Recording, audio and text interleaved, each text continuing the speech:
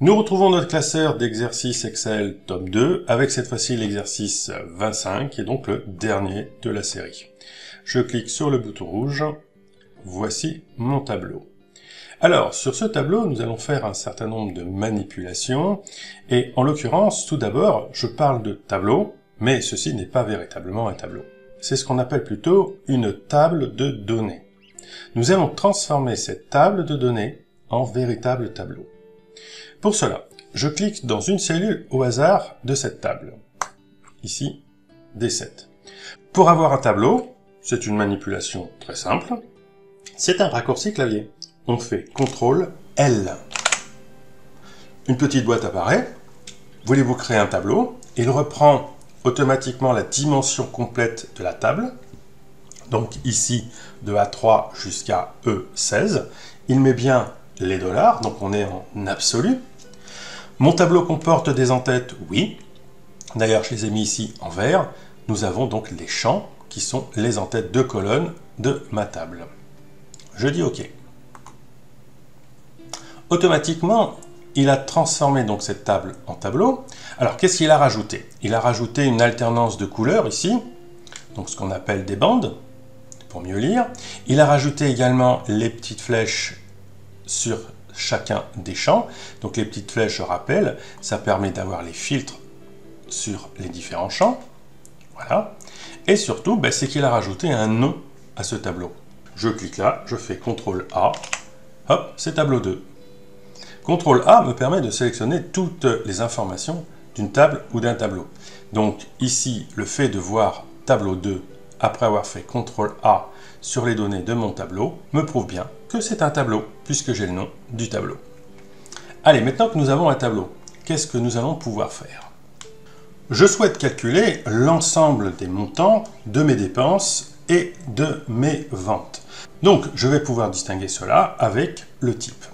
Je me positionne en G4 et j'écris, par exemple, montant CA, pour avoir le montant des ventes. Puis, en G5, montant dépenses. On va l'ensemble des dépenses sur les fournisseurs. Je fais un petit tableau comme ça, ici. Voilà, avec les bordures.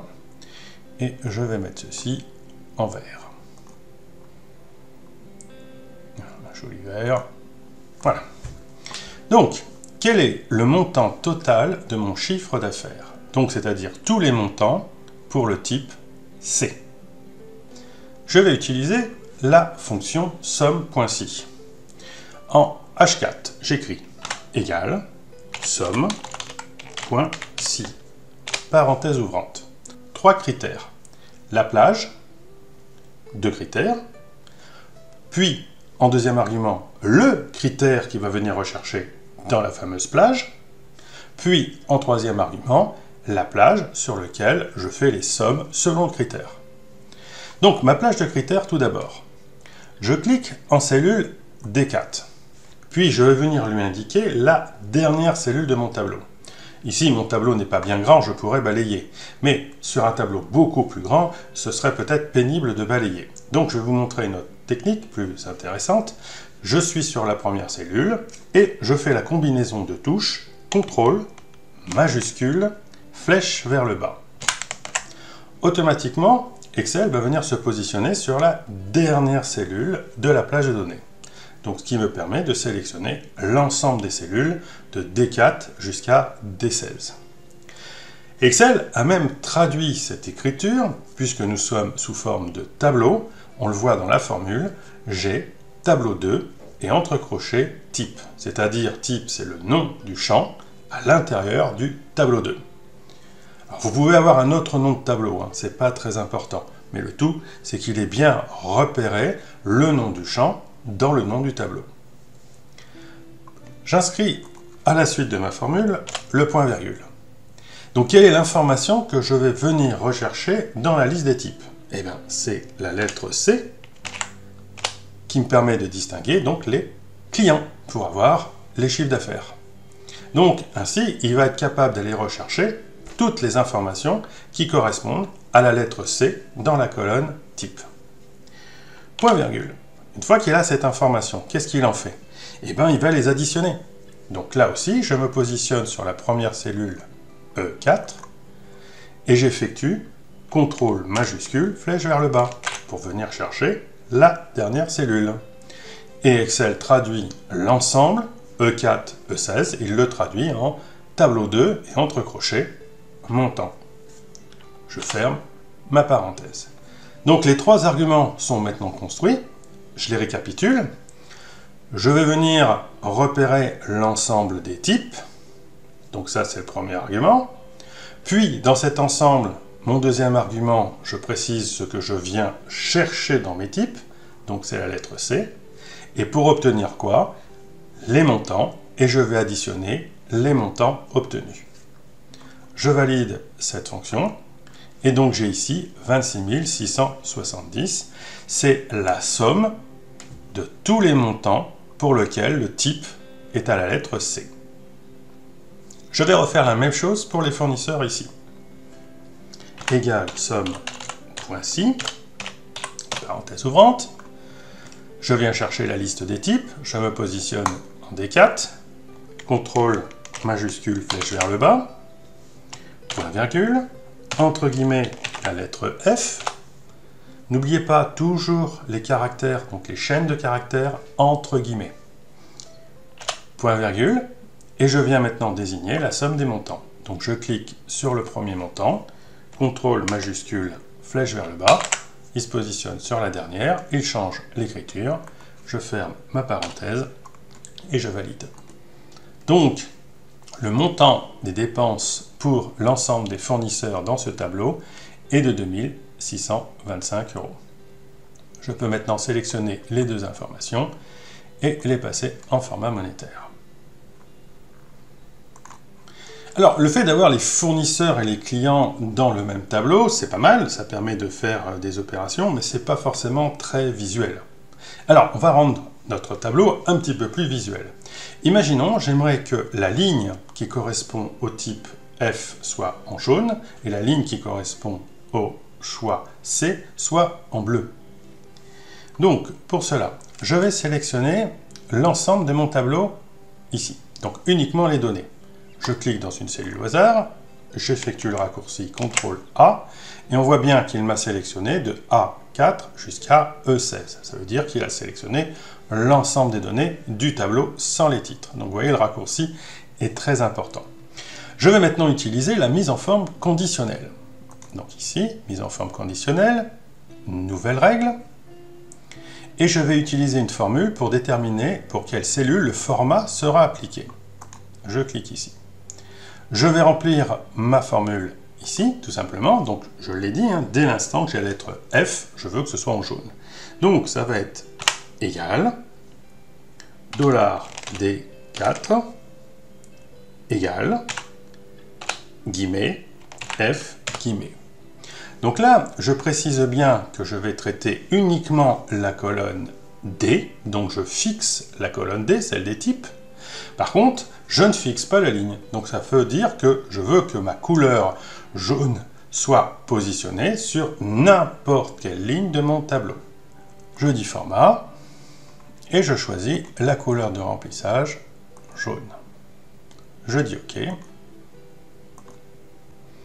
Et donc là, on voit bien effectivement sur mon tableau, j'ai bien les lignes pour lesquelles le type est en F qui est en jaune. C'est quand même plus visuel. Allez, on va refaire la même chose pour la lettre C. Donc, je sélectionne une cellule au hasard, CTRL-A pour sélectionner tout mon tableau. Mise en forme conditionnelle, nouvelle règle. Utiliser une formule pour déterminer pour quelle cellule le format sera appliqué. Et ici, j'écris la formule, égale $D4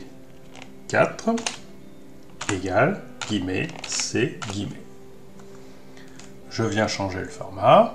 On va le mettre en bleu. Je dis OK. Et je peux dire OK pour venir l'appliquer. Voilà, donc j'ai bien effectivement mon tableau qui a été transformé à chaque fois que j'ai la lettre F, la ligne est en jaune. À chaque fois que j'ai la lettre C, la ligne est en bleu. Dernière petite chose que je voudrais appliquer sur ce tableau de suivi, c'est éventuellement, je peux faire une erreur et ressaisir une seconde fois la même facture. Donc il ne faudrait pas qu'une facture soit en doublon, parce qu'elle va venir fausser l'ensemble de mon suivi et de mes calculs. Donc j'aimerais, au moment de la saisie d'une facture, qu'il y ait un contrôle pour voir si elle n'est pas déjà saisie, et si je suis en train d'introduire un doublon, hop, ça apparaît en magenta. Comme ça, je suis alerté immédiatement. Pour faire ceci, on va utiliser également la mise en forme conditionnelle qu'on va associer à une fonction qui s'appelle nb.si. Je sélectionne pour cela uniquement les numéros de facture. Donc de B4 ici, contrôle majuscule flèche vers le bas, je sélectionne jusqu'à B16, donc je ne prends que les informations de facture, et je vais mettre donc une mise en forme conditionnelle. Je crée une nouvelle règle. Je choisis toujours utiliser une formule pour déterminer pour quelle cellule le format sera appliqué. Elle est dure à dire cette phrase. Ensuite, je vais venir positionner dans la case ici la formule que je vais appliquer. Donc là, je vais appliquer un NBSI. Donc si la facture est plus d'une fois, à ce moment-là, je me mettrai en couleur magenta. Donc, je commence par égal nb.si, parenthèse ouvrante. Je sélectionne à nouveau tout ce qui va donc de B4 jusqu'à B16. Donc je clique ici sur cette cellule-là, contrôle majuscule flèche vers le bas jusqu'à B16, point virgule. Je désigne la première cellule, B4. Donc ça veut dire je viens contrôler B4 si elle est déjà comprise dans l'ensemble des cellules qui vont de B4 jusqu'à B16. Donc regardez bien, tout est dans l'écriture. La première sélection, c'est la plage de cellules qui est en absolu, et la deuxième, c'est la cellule que je vais vérifier qui, elle, est en relatif. Je ferme ma parenthèse et je mets supérieur à 1. Donc là, ça veut dire qu'à chaque fois que je vais les vérifier si ma facture est dans l'ensemble des factures, si cela ressort plus d'une fois, alors j'applique une couleur. Donc, mise en forme, je choisis une couleur, et ici, on va mettre une couleur magenta. OK. Je valide. OK. Donc là, vous voyez qu'aucune couleur magenta n'apparaît. Donc, ça veut dire que toutes mes factures sont uniques. Maintenant, je vais venir saisir une nouvelle facture, ici en ligne 17. Par exemple, le 1er juin, j'ai la facture LOY 5675. Je change de ligne pour compléter ma facture, et là, automatiquement, ça passe en couleur magenta. Ça me prouve tout de suite, visuellement, je n'ai pas besoin de continuer ma saisie, que j'ai déjà la facture. Donc, il me montre bien que ce que je suis en train de faire passe dans la couleur magenta, donc je suis en train de saisir un doublon, et il me montre dans la liste le doublon. Donc, je me stoppe, j'annule ce que je suis en train de faire. Et ceci fonctionne pour n'importe quel numéro de facture. Imaginons qu'en réalité, je suis en train de facturer, je suis en train de saisir une facture, par exemple la FAC 00059, par exemple, ici. Donc je vais, par exemple, FAC-00059. Je change de cellule, hop, tout de suite, elle passe en magenta. Donc, il m'indique la facture qui est en doublon. Donc là aussi, j'arrête ma saisie, j'annule. Donc oui, c'est quand même pas mal, c'est un petit truc qui peut aider à la saisie et qui va rendre de grands services. Voilà, c'était le dernier petit truc pour notre série d'exercices tome 2. J'ai essayé encore une fois de donner un maximum de révision, de vous apporter des explications sur tous les petits trucs, les fondamentaux, prendre l'habitude, surtout le relatif, l'absolu, mettre en place les formules de calcul. Dans ce tome 2, je suis allé un petit peu plus loin dans les fonctions en regardant des sommes si, des NB-si, des moyennes si, et ainsi de suite. Et puis essayer de vous donner des petites astuces pour améliorer votre travail de tous les jours, donc votre quotidien. Et là, vous voyez comme cette dernière petite astuce que je vous ai montré pour finaliser notre série d'exercices avec le jeu des mises en forme conditionnelles. J'espère que tous ces exercices vous ont plu. Je rappelle, effectivement, c'était donc le tome 2. Le tome 1 est toujours disponible également, donc ce qui fait quand même 50 exercices expliqués, corrigés pour s'entraîner, c'est pas mal. Et je vous cache pas que dans quelques mois, vous verrez apparaître le tome 3. Et puis en attendant, il y aura encore d'autres livres qui vont paraître, bien évidemment. J'ai encore plein d'idées, plein de choses à vous présenter pour vous aider au maximum. Merci de m'avoir suivi dans cette playlist de 25 exercices qui correspond au bouquin. Et à très bientôt pour de nouvelles aventures sur Excel.